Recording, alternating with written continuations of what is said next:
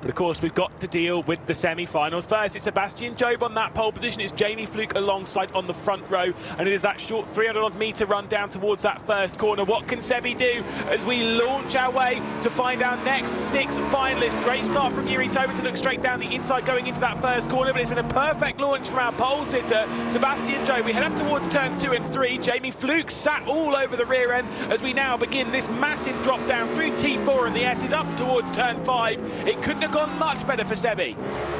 No, it couldn't have gone much better whatsoever, and looking so dialed in as well at this stage. Isaac Price as well in the midst of a fight of his own. We've got plenty of drivers here looking to try and muster in something. There's Price now, bottom left of your screen as we're seeing from his driver cam, but the Brit is going to look to try and hug on the back of fellow Brit James Baldwin, of course, currently sat in 4th place. The gap now just outside of 2.5 tenths of a second, goes out to 3 tenths. They now pirouette through this next right-hander. Still Job out in front, 4 tenths now the gap as he looks to apply his trade once again around the Road Atlanta circuit. Fast pace, Bono House at the back, but very close to Yuri Kasdorp in front of him there. 2 tenths of a second separating that pair, and Kevin Siggy as well, right on the cusp as well. You've got 2 red line cars, 6th and 7th, and only one of them will be going through as we see a move down the inside from the mouse of Moritz Lerner.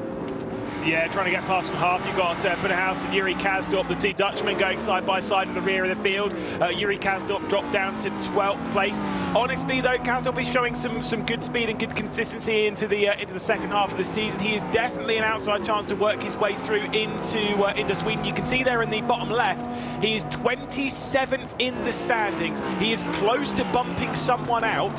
He just needs to pick together a couple of decent races. I mean, if he were to go through into a final today, then I'm pretty sure it's almost guaranteed, but you know, we'll have to wait and see for Yuri Kasdorp. It might have to wait though until next week before we end the season. You can see at the bottom of our screen Sebastian Job on the right hand side, Jamie Fluke in the middle, and then Yuri Tobin on the left. Those 3 at the bottom. That is the top 3 in the race right now. And notice how after a lap, Sebastian Job, despite that qualifying advantage, is not exactly checked out yet, George.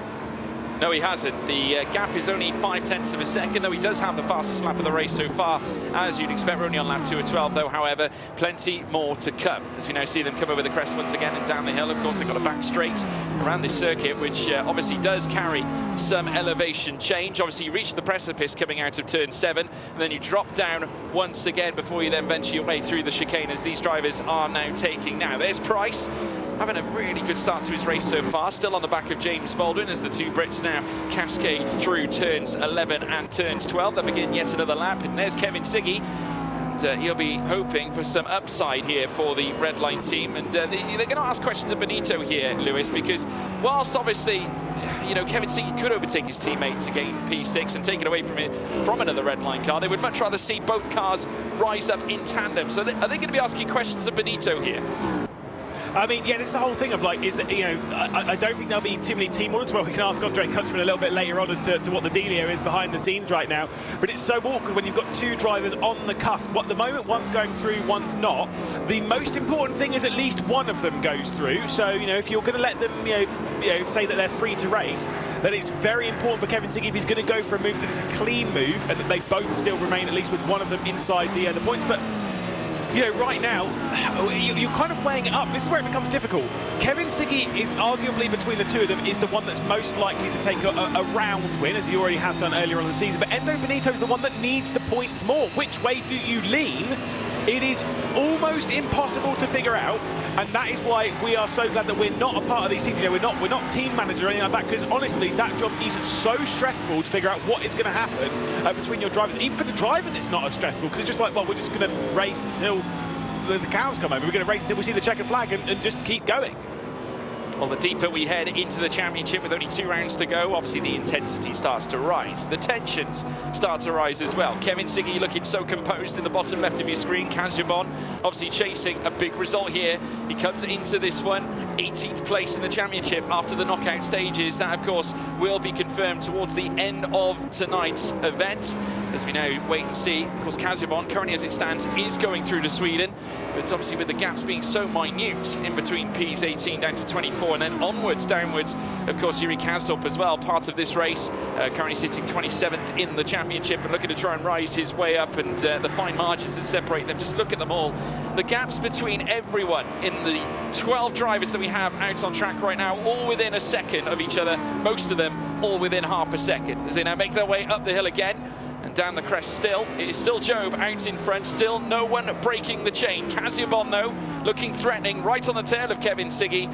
So the pressure cooker is going to start to rise soon enough. We're only on lap 4 of 12, not even at the halfway point, so opportunities in an abundance for every driver here on this grid.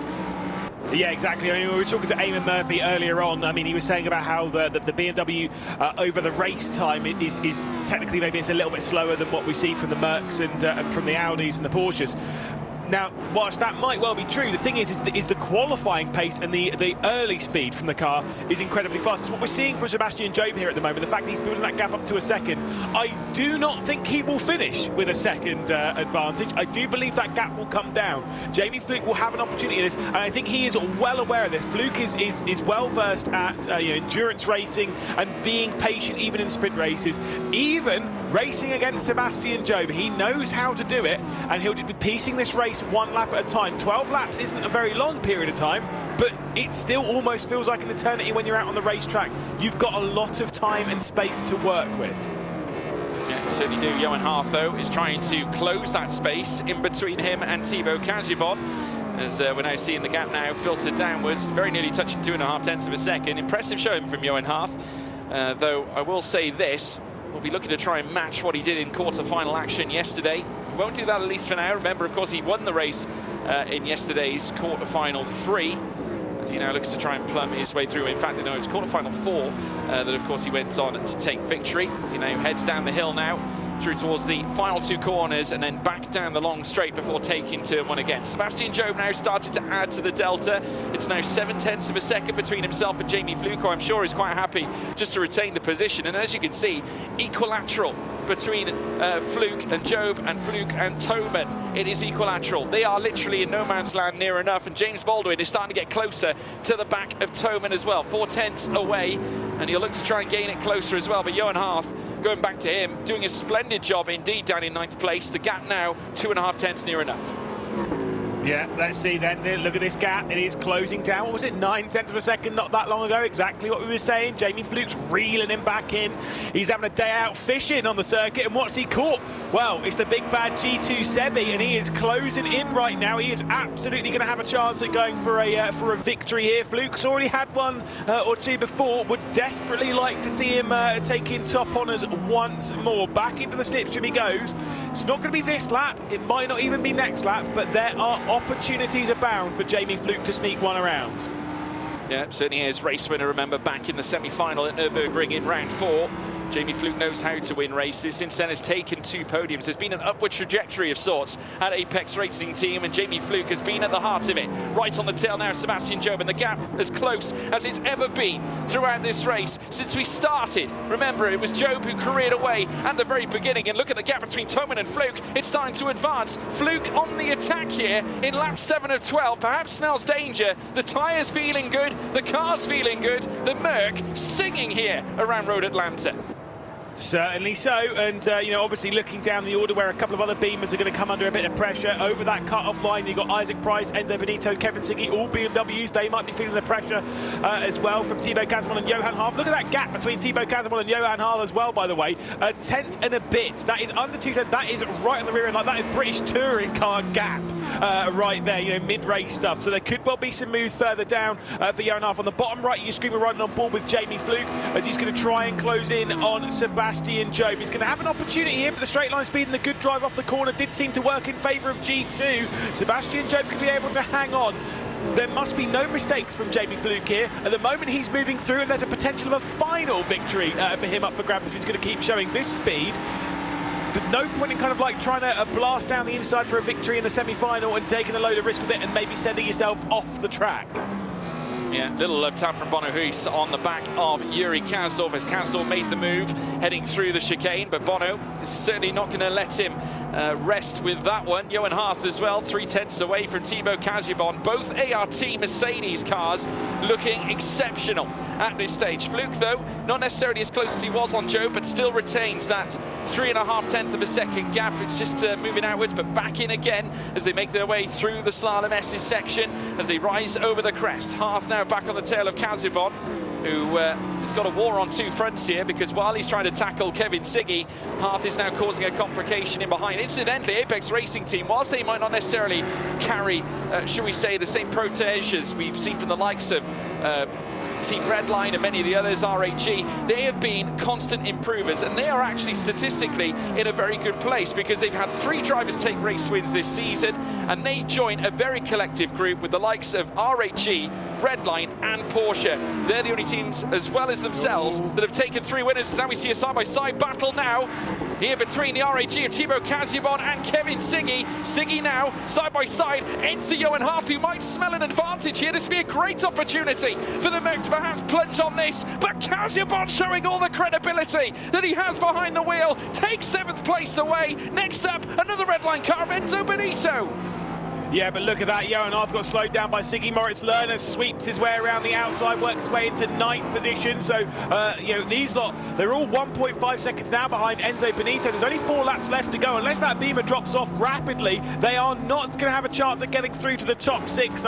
Again, taking a little look over to our predictions. Thankfully, in this one, George definitely isn't getting all of them right. No one's getting them all of them right in our predictions, because this is so wild and all over the place. Absolutely crazy scenes here in semi-final 2. The top 6 of the moment being Job, Fluke, Toman, Baldwin, Price, Benito. Do you know what that means? That means that we have 3 drivers from Knockout 3, 3 drivers from Knockout 4. Try telling me now that Knockout 4 is the weakest of all of them. They're showing how good they are in this field. And while G2 Esports have been vastly one-sided in terms of only one driver really delivering the goods, Isaac Price is set to perhaps deal them a 2-car finish here in the top 6, which would be absolutely sensational for them as well. And with Thibaut Casibon effectively being the cork in the bottle between obviously P7 all the way down. Of course, he's got a huge train behind him, and he's 1.5 off Enzo Benito in P6. It's not ideal for Redline, but they still have Enzo Benito there, and he will, of course, be heading through should it stay like this. But look at this now, Kevin Siggy, hot on his tail, of course. Very imposing figure, Siggy. Of course, has brought vast success for Team Redline. And back at Spa was no less impressive. He was brilliant. Brought himself to the forefront, worked a little bit of massive magic, and Mustachio was on top. This time, though, he's got a different battle on his hands. And not only the gap between he and his teammate has spread out, but also now he's got a car in between, and that being an RAG car that is causing a few problems for them. But Casibon, well aware of the ramifications, wants to try and make sure he stays in the top 24. Well, at least garnering some extra points here in this semi-final race will help him achieve that.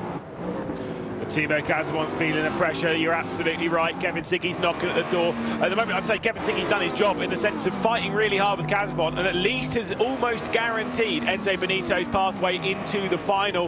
We'll have to wait and see what the Italian can do from that scenario. Casibon is not going to get a chance to catch, because surely Siggy's going to at least look, he's going to feel the mirrors, he's going to dish out the pressure straight back down the inside, he's going to try and go, but look at that from Yuri Kazdorp, trying to get his way past Johan Hearth. Big snap of oversteer for the mouse driver, big hit on the rear end from Bonnehaus as well.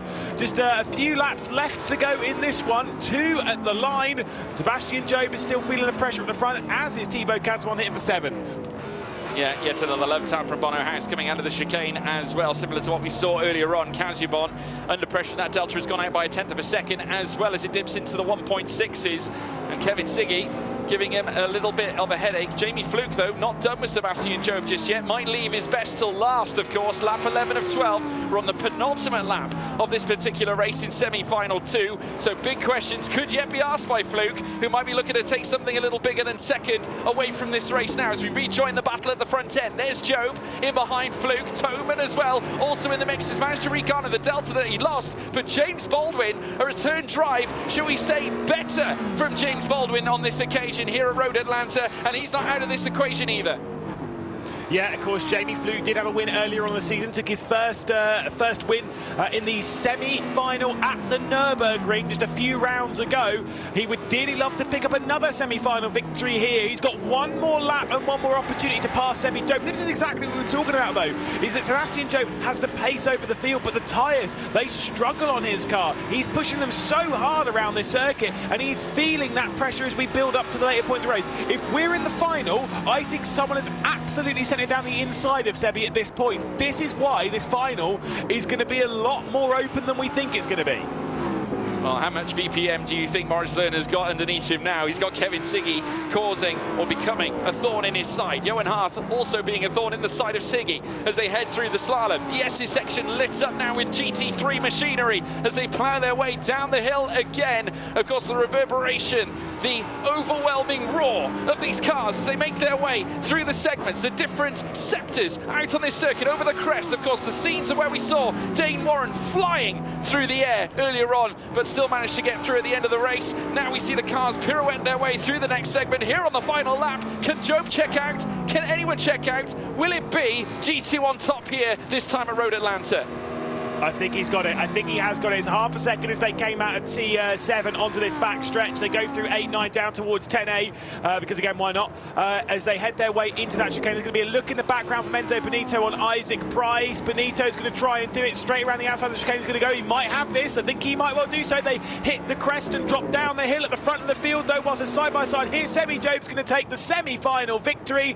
Jamie Fluke behind. Toman and Baldwin. Isaac Price just about alongside with Enzo Benito, who has to settle for 6th, but the pair of them working their way through. The top 6 work their way past, and yet another victory, number 10 of the season from Sebastian Job, because he is the man to beat in the full season, and he is looking to become the 4th driver to have taken a clean sweep when it comes to races. This time, obviously, that